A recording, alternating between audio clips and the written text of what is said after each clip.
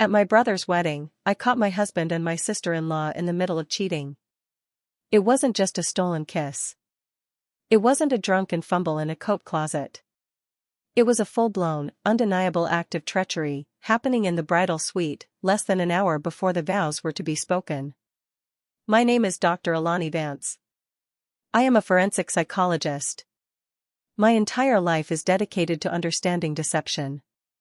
I study the micro-expressions, the vocal tics, the tells that give away a liar. I am a human lie detector. And for 5 years, I had been blissfully, stupidly, blind. Before we walk down the aisle into this story of betrayal and ultimate justice, if you believe that a person's true strength is often hidden right in plain sight, then you are in the right place. Hit that subscribe button. You don't want to miss a single second of what's to come. The wedding was a spectacle. My older brother, David, was a certified genius. He had built Vance Innovations from a college dorm room algorithm into a multi-billion-dollar tech empire. He was the king, and this was his coronation. The bride, Isabella, was a woman who seemed carved from glass, stunning, sharp, and, I had always thought, a little too perfect. My husband, Marcus, was David's head of business development. He was handsome, charming, and the man I thought I knew. He was the man I loved. I had run up to the bridal suite to give Isabella her something borrowed, a pair of sapphire earrings from our grandmother. The door was slightly ajar. I heard voices. "And you're sure he'll sign the proxy agreement after the toast?" It was Isabella's voice. "He'll sign whatever I put in front of him tonight, Izzy," Marcus, my husband, replied. His voice was low, intimate. "He's blinded by you. And Alani." I froze. Alani is so lost in her trauma patients she hasn't noticed I've been running a parallel accounting system for 6 months. By the time they both realize we've leveraged the company's assets, we'll be in Zurich. I heard a low laugh. I heard the unmistakable sound of a kiss. My hand flew to my mouth, stifling the gasp. I couldn't breathe. My supportive husband and my loving new sister-in-law, they weren't just cheating. They were conspiring. This wasn't a moment of passion. This was a business meeting. They were staging a corporate coup. A complete financial takedown of my brother, and, by extension, me. This was the hook. The ultimate, cruel truth. My first instinct was to burst in, to scream, to shatter the illusion. But I am a psychologist. I am a strategist. I didn't crumble. I recalibrated. I backed away from the door, my blood turning to ice. I walked, my steps silent, through the grand hall, past the string quartet, past the cascading floral arrangements. I found my brother, David, in the garden, standing alone, looking out over the hundreds of guests. He was in his tuxedo, moments away from walking down the aisle to marry a viper. "David," I said. My voice was a raw, strained whisper. He turned, a bright, happy smile on his face. "Alani. There you are. Are you ready?" "David, you can't," I choked out, grabbing his arm. You can't marry her. It's a lie. The whole thing." "What are you talking about?" he asked, his smile faltering, his eyes filling with concern. I just saw her, David. In the suite. With Marcus." David's face went still. "They're together," I wept, the tears of betrayal finally coming. "They're not just cheating, they're planning to ruin you. They're stealing from the company. They're con artists, David. We have to stop this. We have to call the police." I was frantic, my world collapsing. I looked at my brother, my genius, my hero, expecting to see his world collapse, too. He just stared at me. Then, he did the single most terrifying, confusing thing I have ever witnessed. He looked at his watch. He straightened his tie. He looked back at me, his eyes perfectly calm, and a slow, cold smile spread across his face. He winked at me and said, "Relax, Alani. The main event is about to begin." My blood didn't just run cold. It froze. What did you say? I said, relax, he said, his voice light. You're the maid of honor. You're late. The music is starting. I'll see you at the altar. He turned, adjusted his cuffs, and walked away, leaving me standing in the garden, my mind a screaming void of confusion.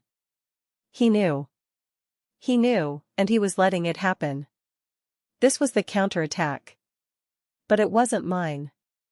I had just walked into the middle of his. My husband was a traitor. My future sister-in-law was a traitor.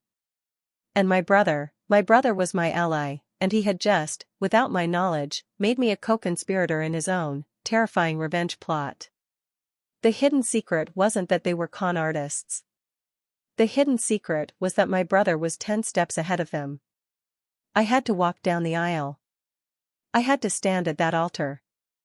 I had to watch my brother marry the woman who was actively trying to destroy him.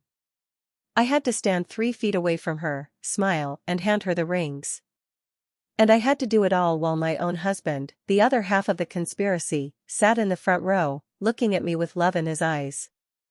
This wasn't a wedding. It was a trap. And I was now, officially, the bait. I walked down that aisle on autopilot. My brother, my brilliant, sociopathic, genius brother, was already at the altar, looking at his bride, Isabella, with a look of such profound, counterfeit love that it made my stomach churn. I am a forensic psychologist. I analyze liars for a living. And my brother was, without a doubt, the most convincing one I had ever seen. I took my place as maid of honor. I stood 3 feet from Isabella. I could smell her perfume, the same one my husband, Marcus, had come home smelling of for weeks. My mind, trained to observe, was in overdrive. I saw the tiny, triumphant quirk at the corner of her lips as she looked at David. She thought she was winning. She thought she was the smartest person here. I looked out at the guests. In the front row, I saw my husband. My husband. He caught my eye. He gave me a small, sad, I miss you smile, as if he were the long-suffering one. I had to physically stop my hands from shaking. He thought I was his fool. His loving, oblivious, psychologist wife, too busy analyzing everyone else to see the monster in her own bed. Do you, David, take Isabella? I do, David said, his voice clear and strong. I watched him slide the ring on her finger. I watched him lean in and kiss her. The entire room erupted in applause. It was the most violent, dishonest act I had ever witnessed. And I was a part of it. I had to clap. I had to smile. The walk back up the aisle was a surreal nightmare. David and Isabella led the way, triumphant. Marcus fell into step beside me, as the best man, linking his arm with mine. You okay, baby? He whispered, his charm like a suffocating blanket. You looked a little pale up there. Stage fright? I looked at him. My husband. The man who, not 2 hours ago, was planning my financial and emotional ruin with the woman on my brother's arm.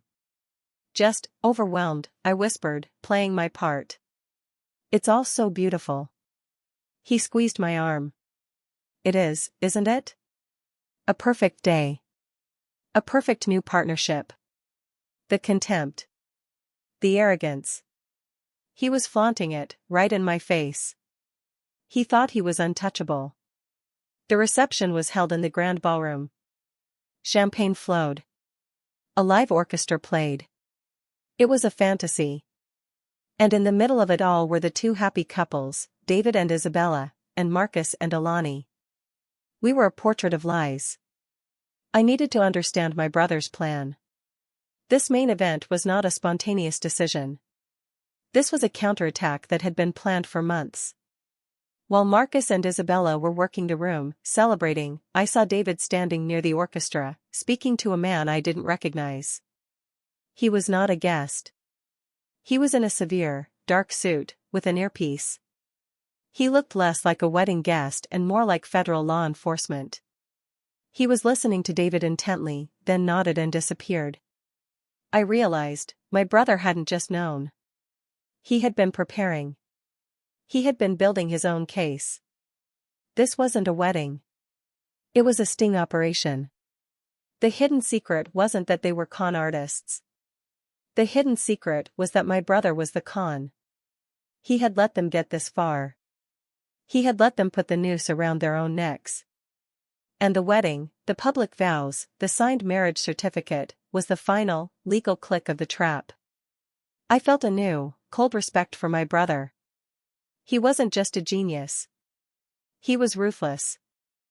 Soon, it was time for the toasts.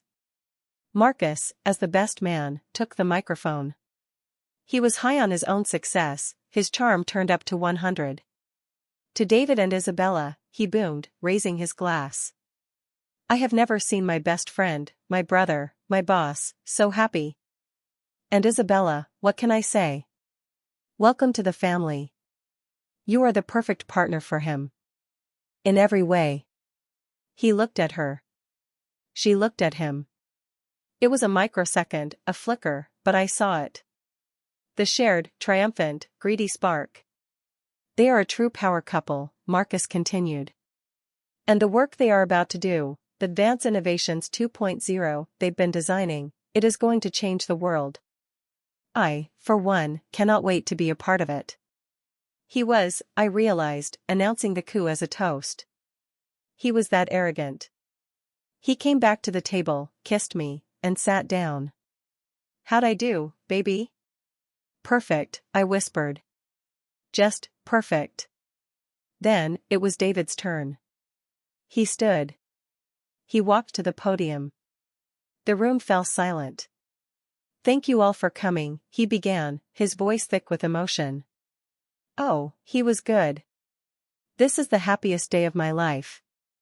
To my beautiful bride, Isabella, you have brought a light into my life I never knew was missing. I love you.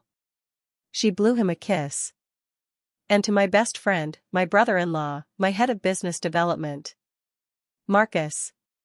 He turned to our table. What can I say, man? You've been the engine. The driving force. The man who makes things happen. Marcus beamed, puffing up his chest. In fact, David continued, this wedding, it's not just a wedding. As Marcus so brilliantly put it, it's a new partnership. It's the launch of Vance 2.0.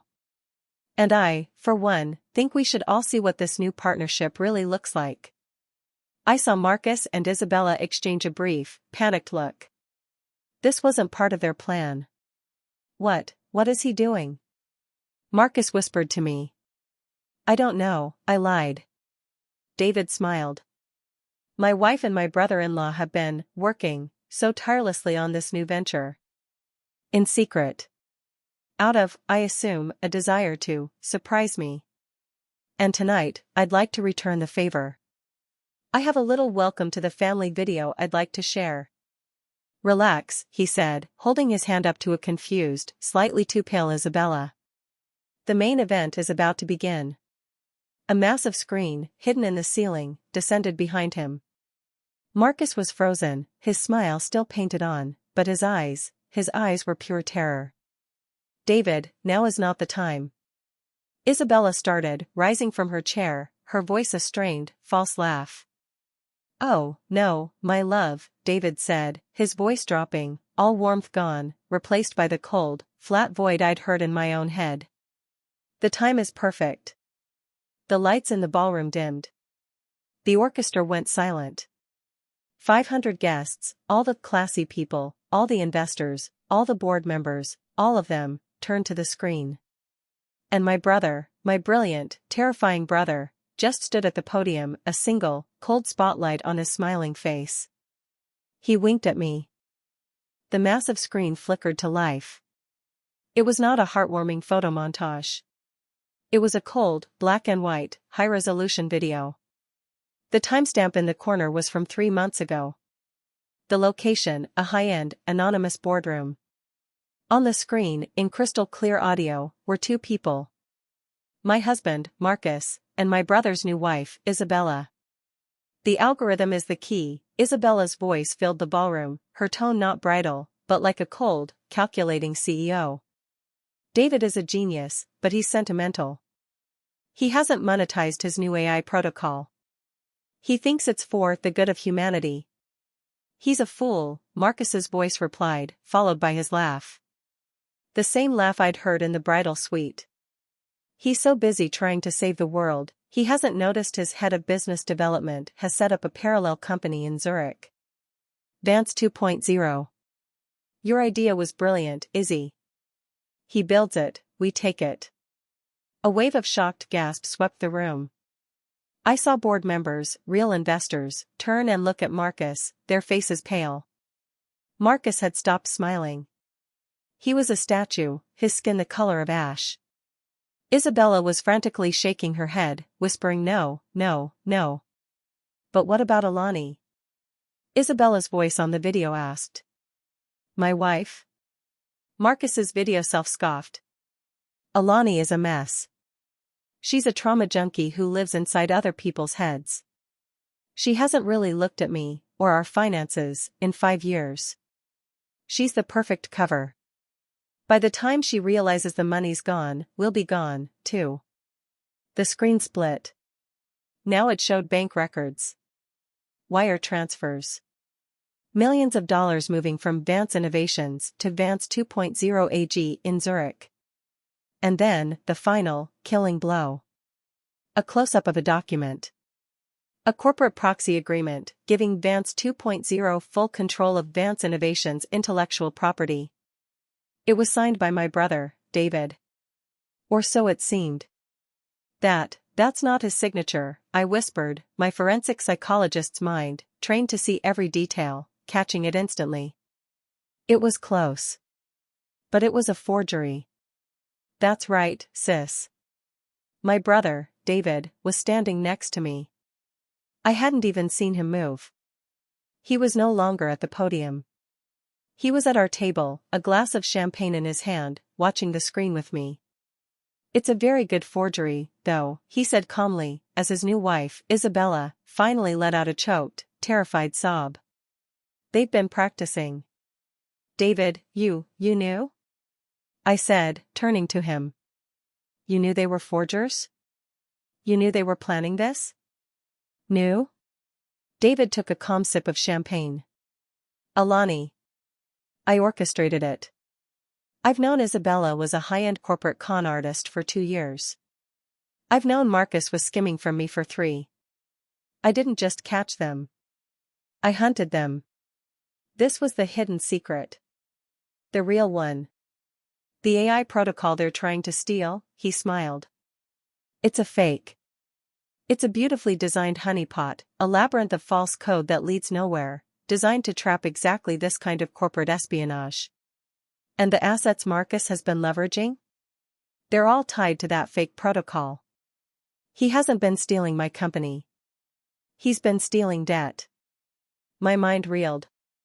He had let them build their entire escape plan on a foundation of sand he had built just for them.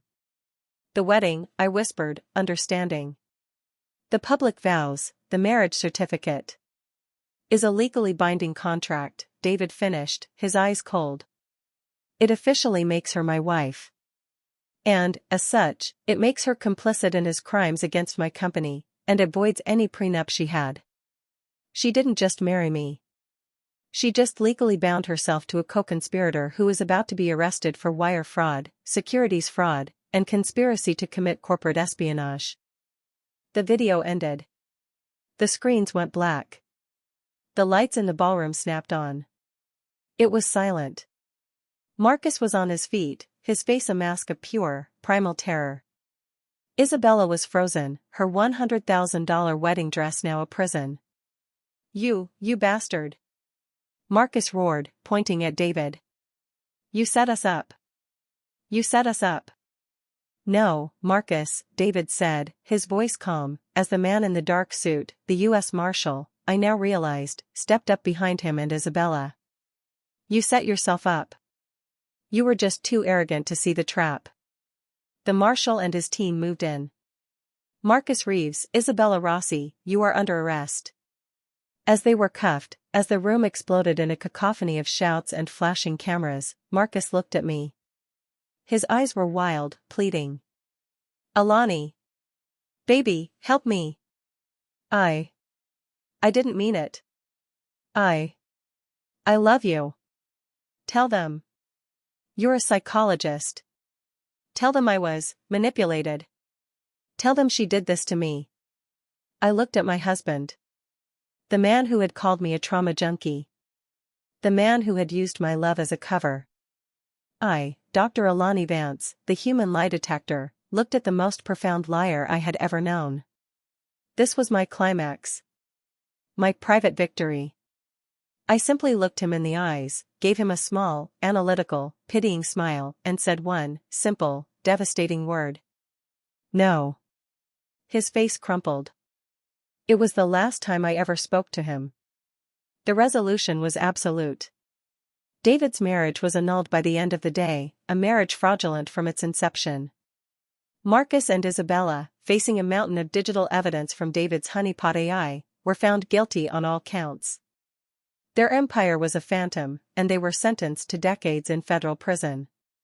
My legacy was not a foundation. It was a corporation. The betrayal had forged something new in me. My brother, the tech genius, had the data. I, the forensic psychologist, had the human analysis. We had, in our shared trauma, found a new calling. The day my divorce was finalized, we launched the Vance SP, Strategic Protection, division of his company. My transformation was complete. I was no longer just a doctor who helped patients. I was a consultant. A partner. My new job, my passion, is to be the main event my brother had talked about. We are the most expensive, most exclusive corporate security firm in the world. He builds the digital traps. I analyze the whys. I am the lie detector for the Fortune 500, the one they call before the wolf is in the boardroom. I use my trauma junkie mind to hunt the predators, to see the patterns in their greed, their lust, their arrogance. My brother's company, Vance Innovations, is thriving. But my division, Vance SP, is the one that makes us powerful. I found my peace, not in a quiet office, but in a high-stakes world where my tell-reading skills are now my greatest asset. I turned my greatest pain into my greatest weapon. My brother had invited me to a wedding. He had no idea he was inviting me to my real calling. What this story teaches us is that you should never, ever underestimate the person in the room whose job it is to watch. They see the lies you think are hidden. They see the main event before the curtains even open. If you believe in the power of knowing your own worth, hit that like button. And subscribe to our channel for more stories of justice, where the one who sees the truth finally gets to tell it. We'll see you in the next one.